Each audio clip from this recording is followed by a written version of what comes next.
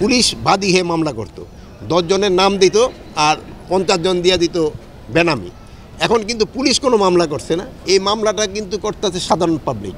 এটার ক্ষেত্রে কিন্তু পুলিশের মতো যে জিনিসটা ওইটা এখন সাধারণ পাবলিক করতেছে। তারা 10 জনের নাম দেয়, 100 জনের করে দেয়।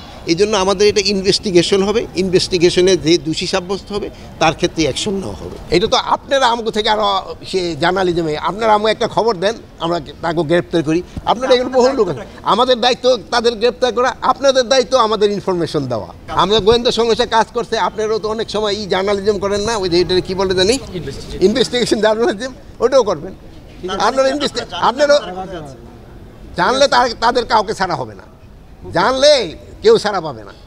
আপনারা ইনভেস্টিগেশন জার্নালিজম করেন, আপনারা কাইন্ডলি আমাদের দিয়ে একটা ইনফরমেশন দেন। আপনার যদি এই জন্য যদি আপনাদের কিছু খরচ হয়, আমরা ওইটাও বিয়ার করবো। আইন শৃঙ্খলা বাহিনী, এটা আমি অনেক আগেই বলছি, যারা কর্মস্থলে অনুপস্থিত আছে তারা আমার এই বাহিনীর সদস্য না, তারা ক্রিমিনাল।